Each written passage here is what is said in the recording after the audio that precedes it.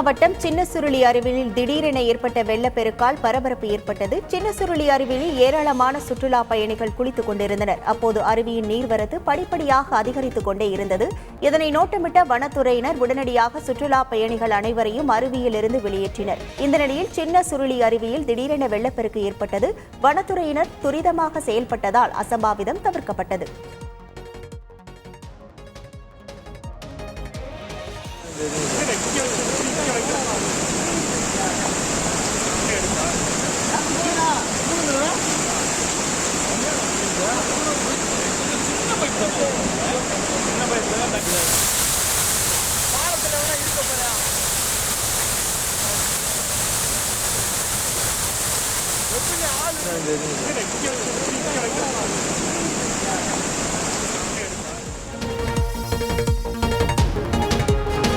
சென்னை திருவொற்றியூரில் தொடர்ந்து ஏற்படும் மின்தடையால் பொதுமக்கள் அவதியடைந்துள்ளனர். ராமானுஜம் தெருப்பகுதியில் கடந்த ஒரு மாதமாக மின்தடை பிரச்சினை நிலவி வருகிறது. மேலும் இரவு நேரங்களில் 10 முறைக்கும் மேலாக மின்சாரம் துண்டிக்கப்படுவதாக கூறப்படுகிறது. இதனால் இரவு நேரங்களில் மக்கள் தூங்க முடியாமல் அவதியடைந்து வருகின்றனர். இதுகுறித்து உரிய நடவடிக்கை எடுக்கவில்லை எனில் போராட்டம் நடத்தப்படும் என்றும் அப்பகுதி மக்கள் தெரிவித்துள்ளனர்.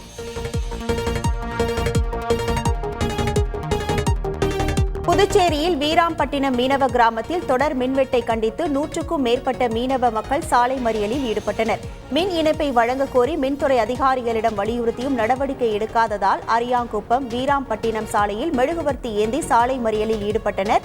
மீனவ மக்களின் போராட்டத்தை அடுத்து மின் இணைப்பு வழங்கப்பட்டதால் பொதுமக்கள் கலைந்து சென்றனர். சாலை மறியல் போராட்டத்தால் 1 மணி நேரம் போக்குவரத்து பாதிக்கப்பட்டது.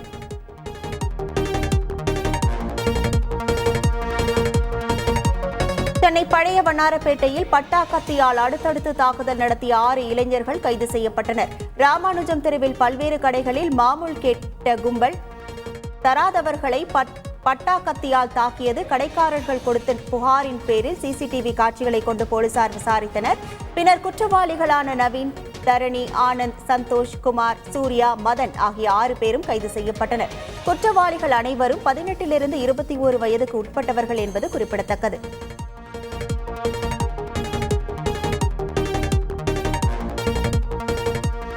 மயிலாடுதுறை மாவட்டம் சீர்காழி அருகே சேத்தங்குடியில் கோழிக்கறி மொத்த விற்பனை கடையின் முன்பு நிறுத்தி வைக்கப்பட்டிருந்த 2 லோடு ஆட்டோக்களை மர்ம நபர்கள் திருடி சென்றனர்.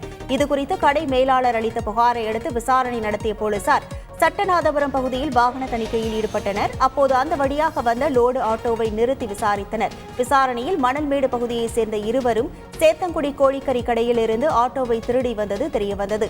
இதையடுத்து 2 பேரையும் கைது செய்து சீர்காழி குற்றவியல் நடுவர் நீதிமன்றத்தில் ஆஜர்படுத்தி சிறையில் அடைத்தனர்.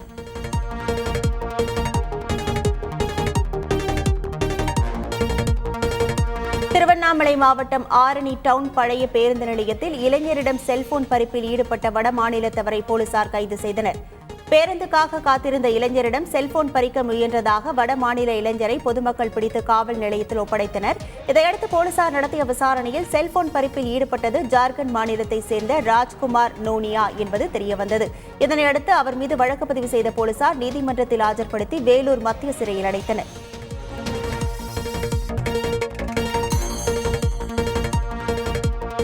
கோவை நகரில் கடந்த ஒரு மாதத்திற்கு மேலாக கடும் வெயிலின் தாக்கம் நிலவி வருகின்றது.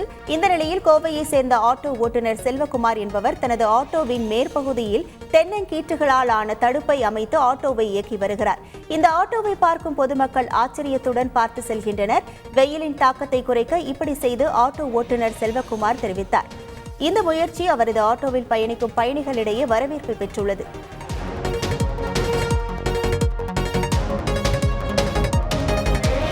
நாகை மாவட்டம் வேதாரண்யத்தில் 11ஆம் வகுப்பு பொதுத் தேர்வில் இரட்டை சகோதரிகள் ஒரே மதிப்பெண் பெற்று அசத்தியுள்ளனர்.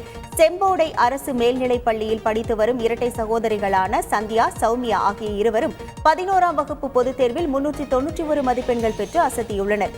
இரட்டை சகோதரிகள் ஒரே மதிப்பெண் பெற்றதற்கு பள்ளி தலைமை ஆசிரியர் மற்றும் ஆசிரியர்கள் வெகுவாக பாராட்டினர்.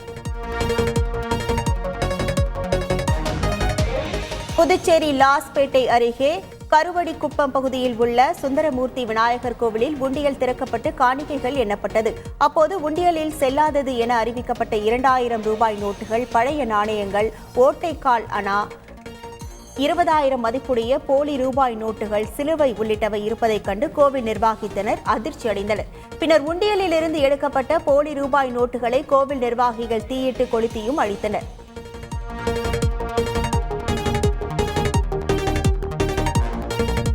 இலங்கை உச்சநீதிமன்ற பதிவாளர் அலுவலர்களுக்கான 4 நாள் பயிற்சி நிறைவு பெற்றது. இந்திய உச்சநீதிமன்றத்தில் மின்னணு நீதிமன்ற திட்டம், நூலகம், நீதிமன்ற நடைமுறைகள் போன்ற தொழில்நுட்ப டிஜிட்டல் திட்டங்கள் இலங்கை உச்சநீதிமன்ற பதிவாளர் அலுவலர்களுக்கு அறிமுகப்படுத்தப்பட்டன. இந்த பயிற்சி வகுப்பில் 15 பேர் பங்கேற்று பயன்பெற்றனர்.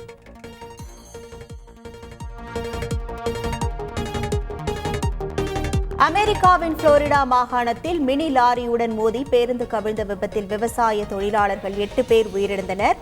டன்னில்லன் பகுதியில் உள்ள பண்ணையில் வேலை செய்வதற்காக 53 தொழிலாளர்கள் பேருந்தில் சென்று கொண்டிருந்தனர். அப்போது முன்னால் சென்று கொண்டிருந்த மினி லாரியின் பக்கவாட்டில் உரசிய பேருந்து சாலையிலிருந்து விலகி கவிழ்ந்து விபத்துக்குள்ளானது. இந்த விபத்தில் 8 தொழிலாளர்கள் பலியாகினர். 37 பேர் லேசான காயங்களுடன் மீட்கப்பட்டனர்.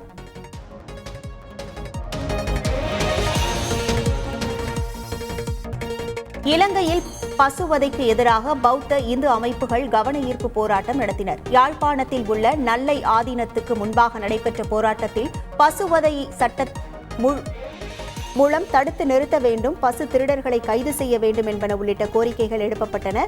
கோரிக்கைகள் அடங்கிய பதாகைகளுடன் போராட்டத்தில் ஈடுபட்ட இந்து அமைப்பினர் முழக்கங்களையும் எழுப்பினர். போராட்டத்தில் சிவசேனை, அகில இந்திய மாமன்றம், நாகவிகாரை உள்ளிட்ட அமைப்புகள் பங்கேற்றன.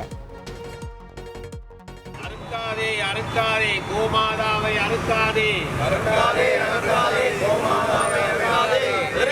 நிறைவேற்று பசுவதை சட்டத்தை நிறைவேற்று. வெட்டாதே கன்றுடன் பசுவை வெட்டாதே கன்றுடன் பசுவை.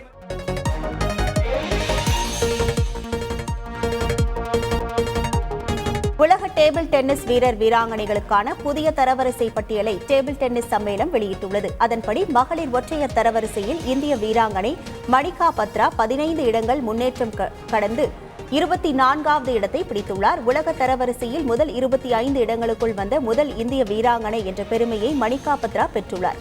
அத்துடன் சக வீராங்கனை ஸ்ரீஜா அகுலாவை பின்னுக்கு தள்ளி இந்தியாவின் நம்பர் 1 டேபிள் டென்னிஸ் வீராங்கனை என்ற பெயரையும் மணிகா பத்ரா பெற்றுள்ளார்.